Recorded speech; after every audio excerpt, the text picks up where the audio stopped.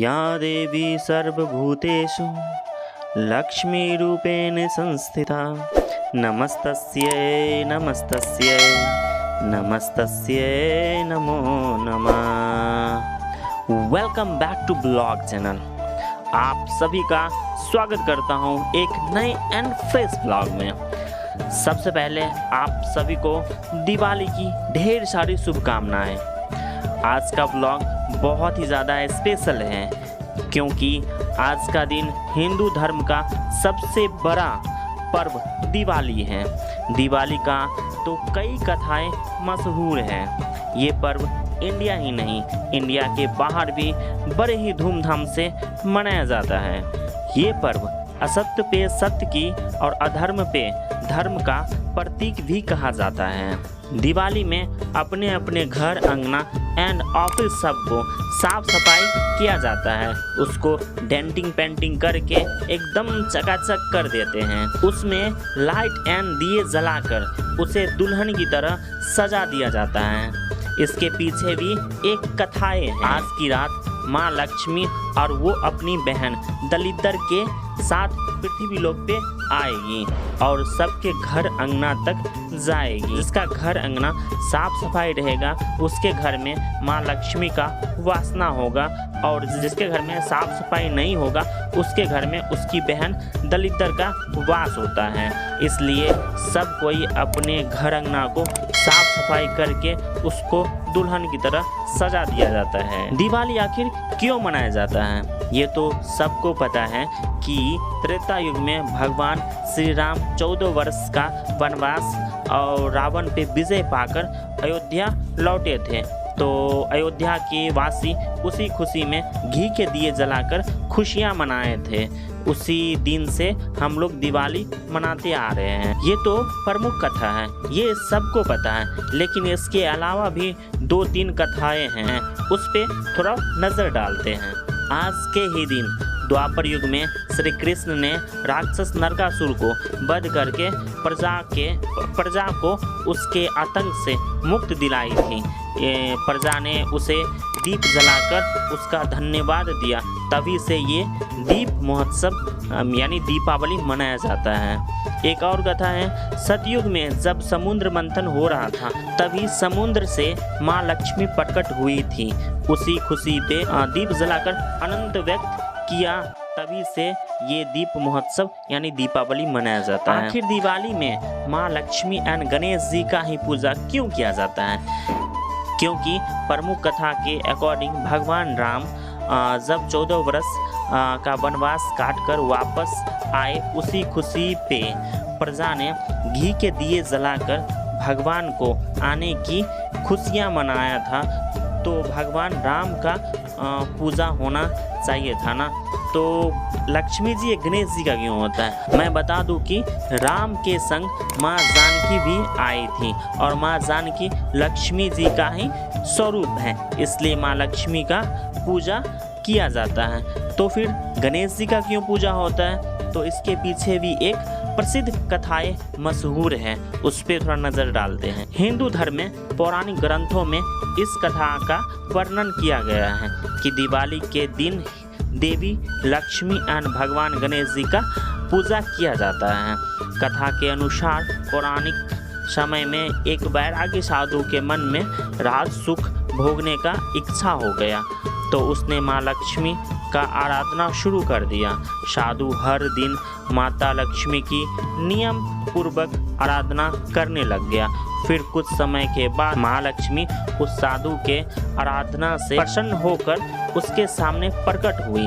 ये देख साधु बहुत प्रसन्न हो गए। उसने माँ लक्ष्मी को प्रणाम किया। माँ लक्ष्मी ने कहा, तुमको क्या चाहिए? तो साधु ने कहा, हमें राज सुख चाहिए। तो माँ लक्ष्मी ने कहा तथास्तु कहकर माँ लक्ष्मी अंतर ध्यान हो गई। उधर वरदान मिलने के अगले ही दिन साधु वरदान का अभिमान लिए हुए राजा के दरबार में पहुंचा और राजा को धक्का मारकर राजा को सिंहासन से नीचे गिरा दिया। ये देखकर राजा के सभी दरबारी अब अचंभित रह गए, परंतु जब तक राजा और उसके दरबारी उस साधु को कुछ कह पाते कि उन्होंने देखा कि राजा के मुकुट से एक काला नाग निकलकर भाग रहा था, जो गिरने से राजा के सर से अलग जमीन पे गिरा पड़ा था। ये देखकर राजा और उसके सभी दरबारी उस साधु को चमत्कारी समझकर उसकी जय जयकार करने लग गए। फिर राजा ने उस साधु को सम्मानपूर्वक उसे अपना मंत्री बना लिया। राजा ने उस साधु से कहा कि हे ब्राह्मण, आज मैं आपके कारण जिंदा हूँ, नहीं तो उस काले नाग ने प्राण हर लिए होते। उसके बाद राजा ने अपनी सेवकों को कहा कि साधु जी के लिए एक नए महल की व्यवस्था की जाए। उस दिन के बाद साधु शान से उस महल में रहने लग गया। अभी साधु के आए कुछ ही दिन हुए थे। राजा अपने दरबारी के साथ किसी विषय पे विचार कर रहे थे कि तभी वे साधु वहां आया और भरे दरबार में राजा को अपने साथ में खींचकर ले जाने लग गए। देखकर सभी दरबारी मन में सोचने लगे कि अब इस साधु महाराज को क्या हो गया है।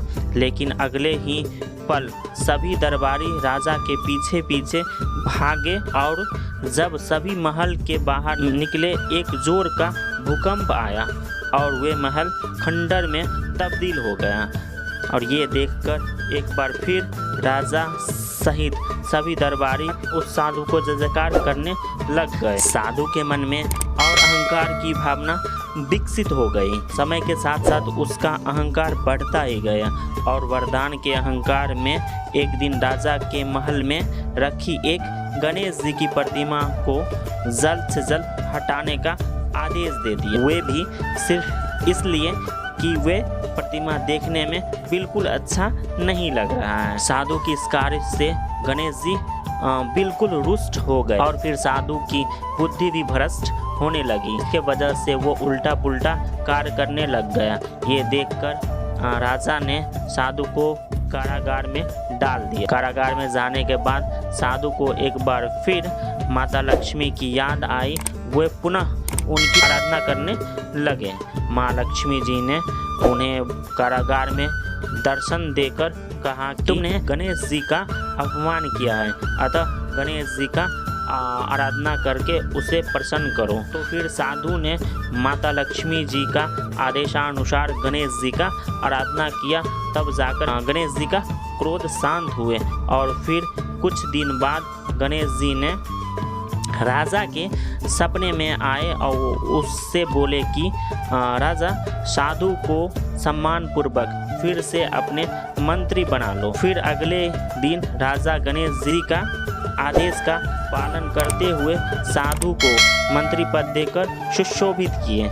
इस प्रकार लक्ष्मी जी और गणेश जी का पूजा एक साथ होने लग गए, क्योंकि हिंदू धर्म में बुद्धि का देवता गणेश जी को ही माना जाता है। और ऐसे भी माना जाता है कि लक्ष्मी जी आ भी जाए तो भी बुद्धि के उपयोग के बिना आप उन्हें अपने पास रोक नहीं सकते हैं। दोस्तों, आपको इसके बारे में क्या कहना है आप हमें कमेंट करके बता सकते हैं, और इसके अलावा कुछ और जानकारी है तो वो भी आप मुझे कमेंट करके बता सकते हैं। तो आज का यही ब्लॉग था। ये ब्लॉग आपको कैसा लगा प्लीज़ आप कमेंट करके बता सकते हैं। अगर आप इस चैनल पर नए हैं, मेरे चैनल को सब्सक्राइब करें, वीडियो को लाइक करें एंड कमेंट करके ज़रूर बताएं ये ब्लॉग आपको कैसा लगा।